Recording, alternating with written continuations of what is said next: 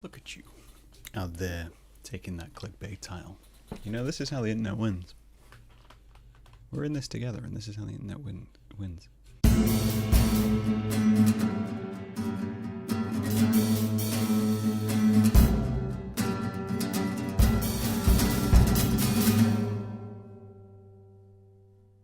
Oh dear, sup kids, how are you doing today? Now I'm not gonna lie, this podcast may piss off a lot of people, but I'm kind of comfortable with that, so we're gonna move past it very quickly and just accept that, and I maybe even become clear later on why I'm willing to piss off such a large amount of people within a singular podcast. The title itself, as I've already mentioned, is kind of clickbaity, but at the same time, I'm addressing a very not a serious issue. It's not a serious issue at all. I'm just diving into it, whether you like to admit it or not.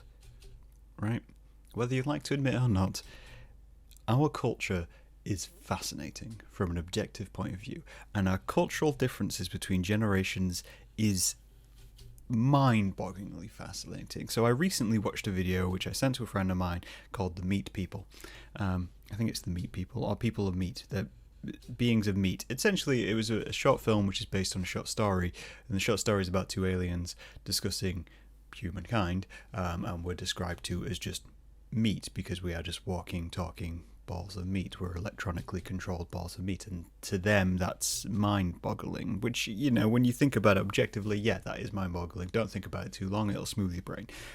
But I watched this video, and one of the comments within this video is about how short our lifespans are because we're made of meat. You know, that's, again, I can't really argue with that. We're made of meat. One sec, moving the mic. There we go. So it's an ongoing conversation within my brain about the causality and mortality of men. But back to my point. It's fascinating to me. I look at everyone around me, and I look at the people around me, and all I do is consider them. And one of those things which I consider is just the differences we have between our societal generations. And this obviously comes out most in politics. You see this the most in politics. But there's another area where this comes out, and that is in the things that we are interested in as people, which then got me thinking about this whole idea of cool, because the other day I made a statement to myself that the kids just aren't cool anymore. And I suddenly realised I'd gotten old. I'm old. I know I'm old. To a child, to a 10-year-old, to a 15-year-old, I am twice their age.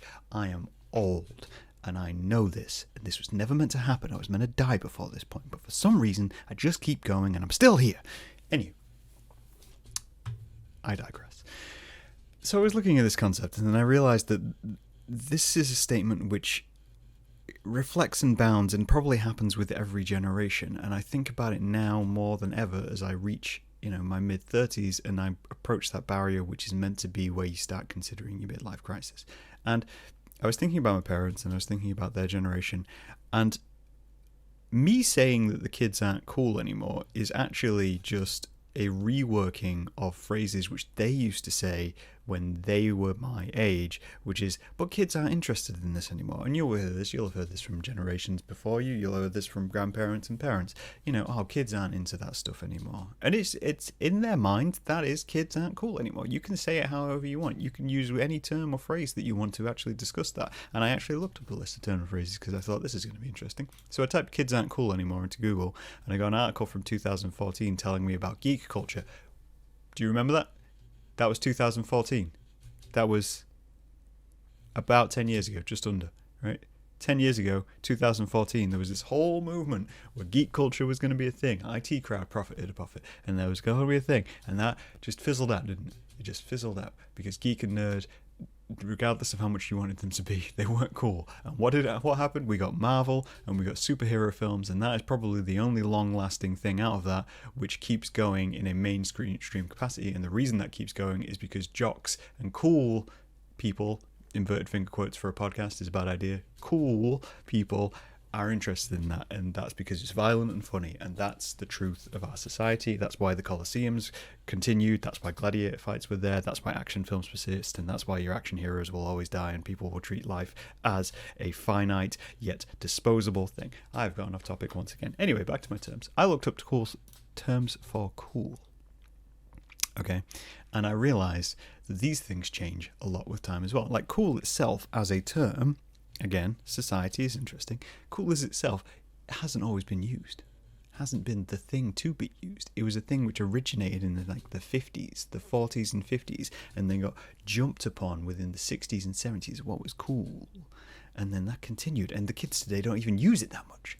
They don't. They may not have even clicked in this video. You'll have clicked on this video one reason or another. You'll have read the title and said to yourself, you know what, Graham, you're right. Kids aren't cool anymore. Tell me why. Comfort me with these ideas you've had. And the kids will clicked on it and go, no, fuck that guy. He's old. We're cool. They won't call themselves cool, though. I've shown my age by having that in the title already. But here are some vague suggestions of what you could call yourself. So, alpha, babe, bro, bruh, A-lister, all that, big dog, daddy-o, diva, dude, glitterati, head honcho, influencer, laid back, leading lady, mac daddy, main man, muckety muck, pimp, queen bee, red hot, superstar, and trendsetter. That's slang for a cool person, apparently. That's apparently there's latest slang for teens. If you are a parent and trying to relate to your teens, don't use any of these terms. It won't work.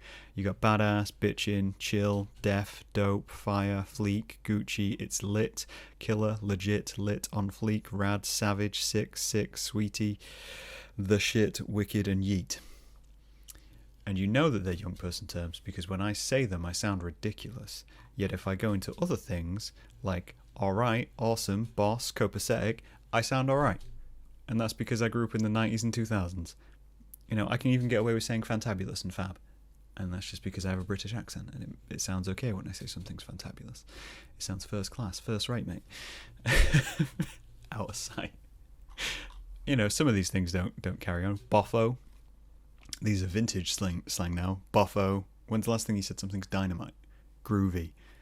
I know people who say groovy, but they're into the past. They're not, par excellence, peachy clean, au courant, prime. Prime, the word has changed. Prime no longer means what it used to mean. Now it just means fast delivery and corporate sponsorship and, exploitation of workers.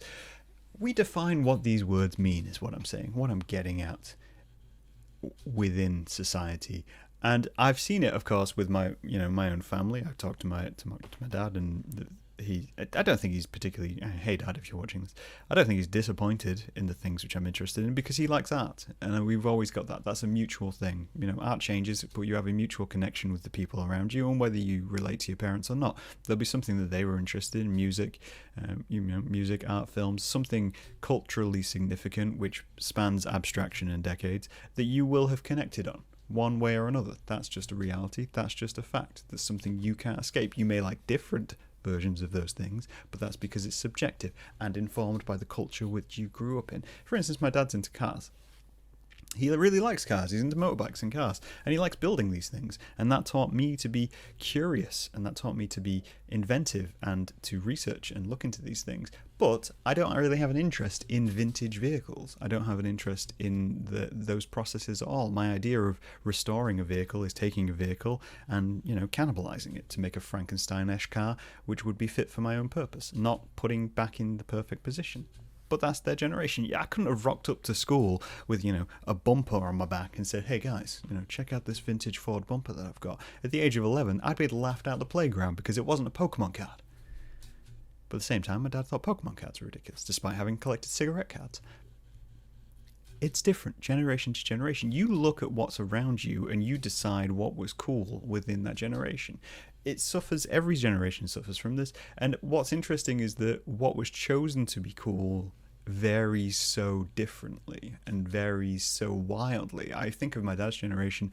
His was kind of a post-war generation. It was the 60s and 70s, which meant a lot of culture was suddenly getting created. There was a lot of industry and a lot of go and do these things and build things, and there wasn't many regulations on the things which you could do and build, so everyone was brewing their own beer and building cars which didn't have to get licensed. It was all those kinds of things. But the generation prior to that had put so much confidence and ethic into work that work was the cool thing to do, building a business, being those kinds of people, because everyone else before them had died.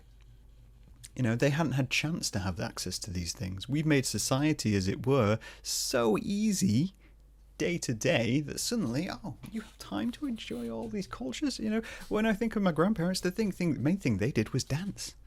They loved to go to a dance. Go have a dance. Go have a, what's the word? I want to say like an IHOP, but that's not right. A sock hop. Go to a sock hop, go get some milkshakes. Those were things if you lived in America, not in the UK. I don't know why I'm referencing American things. Maybe my lack of knowledge of the 1940s is suddenly showing. But what I'm saying is each generation defines what it is. Gen X suffers from this. Usually what you do is you take what the generation had before you and you cannibalize it. You take what you like about it and you cannibalize it and you react against it. So, like my dad's generation, a lot of that was about work. It was about building things, and it was because a lot of the generation died, and that meant that they had abusive parents and war-torn parents, and so their whole thing was just building back, and that was a big part of that culture. That's still a big part of that culture. If you talk to anyone who's over the age of 50 or 60, they will come to you and they will say, hey, these are the things I'm interested in. You will look at those things and you're like, all of these things are about preservation and building and increasing your expanse within the world, but also heavily ingrained in the country that you're involved with. And it's because there was that sense of that. They were desperate for that sense of country and safety. And then the generation which came after them, which is the Gen X generation, they looked at the 80s, which was all about money and wealth and power, and those things are basically the same thing, and went, no, this is all my parents are interested in? Fuck that, I'm going to do nothing. And that was Generation X. And we did exactly the same thing. I suffer from it as well. As millennials, we looked at Gen X and went, all right, cool, I like all your artwork, I like all the things which you created, but this whole idea of basically being a professional slacker is not really for me, because I've watched you all just kind of drink yourselves to death. So I'm going to ignore that, and I'm going to take the cool things which I like, and I'm just going to go do this, which is why vintage, hipster made such a big comeback within the millennial world. I've just tracked society as we know it. And the kids below us, they look at us and they say, oh, all of this kind of stuff? Nah, don't want any of that. I'm going to throw all that out. And I couldn't tell you what kids are into today, because this is the other part. I looked at TikTok recently. I thought about going on TikTok. I thought, sound bites. I do a lot of sound bites. I do 30-second things. I throw them on Instagram. Would people listen to this? The audience for that kind of thing is quite young. I don't think they want to see a 32-year-old man just rant at them about life. Nobody really wants to see that, apart from people my own age, as we discussed in the old Experimenting with Women podcast. My age bracket is my age bracket of an audience. Kids ain't looking for this. And if you are, welcome. Come join us in the angsty world we live in. But I gotta get back on point. It's just fascinating to me. It's fascinating to me that this is how our society works. And the internet even sped this up, because now culture and society can be so microcosm so quickly. One little throwaway tagline, one video, one meme will instantly spawn a subgenre of nonsense. And that will define a whole person's life. You'll find this as well when you talk to other people about their lives and their pasts. There'll be little things which they just kind of hooked onto, which went, oh, I really like this, and no one else seems to be into this, but that's fine because I really like this. And then they'll really get into it. I talk about it when I talk about watching TV shows and bits and bobs like that. There's shows I've seen which other people have no idea even exist, and to me they were big things. They were massive things. I was discussing recently, there's a game called Jet Set Radio Future, which came out on Xbox, the original Xbox, not Xbox One or anything like that. Came out on the original Xbox. It was like a launch title. It came out on the Dreamcast as well. Very few people have played Jet Set Radio Future, and it hasn't been re-released on any other platform. But for me, that was a huge part of my childhood. That was me, age 12, 13, however old I was back then, just sat there for hours on end playing Sega, whatever it's, GT I think it's called, and Jet Set Radio Future, because they were both on the same disc, and I've still got the disc. And I was sat there for hours and hours and hours, and the music is heavily ingrained in me. Yet you speak to other people and they're like, nah, I don't know what you're talking about. I don't know. And there's so much more of a microcosm of that. Right now, I'm part of subreddits on Reddit. One of them is about trebuchets, right? Just about trebuchets. It's about memes about trebuchets. And there'll be some 12, 13-year-old who's part of that culture and part of that edge of society who's going, yeah, no, everyone's into trebuchets. That's the thing, right? People are into people make jokes about trebuchets, and they'll get to the age of 30 be sitting discussing with some friends, and they'll make a joke about trebuchets, and everyone will sit there blank-faced and go, "What the hell are you talking about, Greg? No one in their world has ever been that into trebuchets." And they're thinking, I dedicated a couple of years of my life to that. I dedicated a couple of years to my life about just making memes about trebuchets. So what did I mean when I said kids aren't cool anymore? It took 16 minutes to get to this point. What did I mean when I said kids aren't cool anymore? It made me think about my own generation and about the attitude which we take. And there was a song which I recently listened to by B. Dolan. I know I mentioned B. Dolan a lot, but his lyrics really speak to me. Where he's discussing this idea that the generation we're in is Armageddon ready. And we are. Let's face it. We've been waiting for an apocalypse for years. And it's because every time we've entered into the media and every time the media has taken hold of us, it's been the end of the world headline, right? Which meant by the time we got to an end of the world headline, an actual end of the world headline, like the pandemic, like the war in Ukraine, like anything like that, we were just kind of prepared for it. We were expecting it. We're like, yeah, okay, here's another thing. That's just another thing. And as a generation, despite Gen X being so anti-work and anti-life, they still very much enjoy life, engage in the things that you enjoy and engage in them to such an extent that it will damage you. But our generation, we've kind of thrown away the will to live, I think. Millennials and the people around us, we all kind of have this idea that none of us were really going to survive. We were going to be dead by the time we got to the age of 40. And we were going to look at our lives, and it made us make decisions about things where self-preservation was just not key in anything that we did. And I think this is what ticked with me when I saw what kids talk about. The whole idea, that thing of kids carrying water around these days.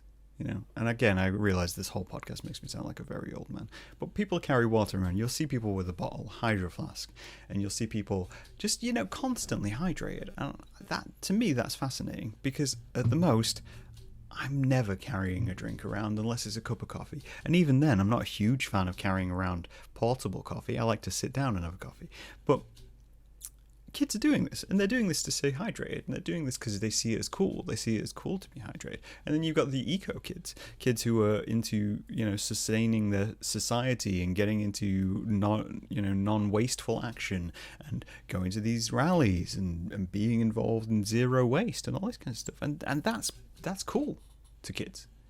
And whilst we do that, we do all of that, especially millennials. We're very involved in social movements. We do it with such a style that is very much just like, okay, I'm doing all of this, but I recognize that it's pointless. To myself, I recognize it probably won't make a difference, and in a way that makes it even more comforting. It makes it even more abstract. It makes it seem like I'm doing some nonsense, and that's my act of rebellion, is doing this nonsense in trying to protect the world, which I realize I can't do. I'm engaging in some nonsense, and I find that hilarious, so I'm going to keep going. The other one which came up was smoking. So whether you know it or not, I smoke when I drink. I smoke my pipe. You've probably seen me smoke my pipe if you ever watched one of the streams. And when you talk to kids about it, that wasn't a cough, by the way. That was me laughing. I just wheeze when I laugh. All those years of smoking. When I do that, I've had conversations with kids who've never smoked a cigarette in their entire lives, and something clicks in my brain which just says, why do you want to live so long? Why are you trying to live so long? And I recognize that that's a bad attitude to have. That is a bad attitude to think about, to say, why am I trying to live so long when I'm sitting there going, I'm smoking my cigarette because I gotta die someday. Self-preservation is not necessarily key to me when it comes to being within the world. Drinking too much, kids don't drink. There's straight edge people, and I'm like, yeah, okay, cool. That's your jam. Go be straight edge. That's what you. I'm never gonna hold it against anybody, but never look down on me because I've sat there and I've gone, okay, well, I'm willing to die at the age of 50. I've thrown out a lot of death ages for myself within this podcast. The reality is that I don't think I'll make it that far. And again, I feel like this is just generational now. I don't think people within our generation are considering making it to retirement, especially because retirement age keeps moving. And I think that's ingrained within everyone within our generation. And when we look at kids now who are planning for the future, we're scoffing. We're scoffing at them and saying, oh, these kids and their level of self-preservation. It's naive to think that, and it's not naive. Our parents looked at us and thought we were naive. Our parents looked at us and thought, look at these people and their internets. Look at them with their media and their mobiles. This is just nonsense. They're naive to think about that. They'll get real jobs one day. None of us have real jobs. None of us have real jobs. What they would consider real jobs. None of us do. Well, the majority of us don't. A lot of people do. I'm generalizing on a mass scale. It's fascinating to watch. I can't be angry about it. I don't want to be angry about it. I don't want to look at society and look at culture and say to myself, oh, this is wrong and they shouldn't be doing this, and no, we did it back in our day. No, I love looking at the comparison and saying this is the crazy thing. This is what they chose to do. Where did that come from? How did that happen? I don't want to even be involved in it. I just want to look at it from a subjective point of view, like we would the past. We should look at the future the way we do look at the past, right? Everyone looks back to the 60s, the 70s, the 80s, all that time period, even so back as like 1920s. Everyone looks back and they're fascinated by it, right? They're fascinated by it. I watched a YouTube video the other day which was using vintage pots and pans. Pots and pans from like the Victorian era, copper kettles, fish kettles, all these kinds of things. And they were fascinated by it. It's like, yeah, this is this, and because you'd put it on the stove and it wouldn't need to last hours, and you put heavy amounts of salt in curing things. We're fascinated by that. Why aren't we looking at the future going, oh my God, this is fascinating. This is fascinating to see what people can be entertained by, what people can get hold of. Look at the creative level of intellect it must have taken to get to that point where they find that that is funny and that is the in-joke between them. Why isn't that our approach to the future? Whether you agree with it or not doesn't matter. Whether it destroys the thing you're interested in, which by the way, it can't because you're interested in it, it remains within you. It doesn't matter. We should be engaging with them and going, this is just fun. This is them living lives. This is them living how you lived when you were a teenager. I saw so much uproar about the whole Tide Pods thing when kids were eating Tide Pods. And I'm like, have you seen the amount of dumb stuff we did as kids? The amount of near misses we had as teenagers when we looked at our lives and said, oh yeah, we should go do this. We should put ourselves in a shopping trolley and push ourselves down the hill. It's not eating a Tide Pod, but it will lead you with brain damage. Those are the things we did. The people before that, when I think about my parents, my dad used to build motorbikes and go ride down sand dunes. That's not self-preservation. Teens are just doing the same thing, except they saw Tide Pods and went, oh, there's a corporate symbol for mass cleaning. That'd be funny. Let's eat that. It's not that they think it's food. It's just because they think it's funny. It's daring themselves. It's finding the edges of the world and saying, hey, what happens if I jump off this edge? And every generation does it, and that's usually what defines cool. And right now, the thing which defines cool for a lot of young people is pushing against that barrier that we might end and we might die. And that's something our generation just has fully accepted. We pushed against the system. We pushed against the things which were seen as important. They're pushing against the things which they see as important, and I think that's amazing. So no, to millennials, to boomers, kids aren't cool anymore. They don't smoke. They want to live forever. They've got interests in colours and life and joy. They find funny humour in the tiniest things, and they will tear you to pieces if you make a mistake on the internet. But they're doing their thing. And I know I'm not cool to them because I'm smoke, I'm angsty, and I'm probably thinking I'm going to die any day. But that makes me cool to my generation. Maybe. I've never really been cool. I'll talk to you guys later. Bye.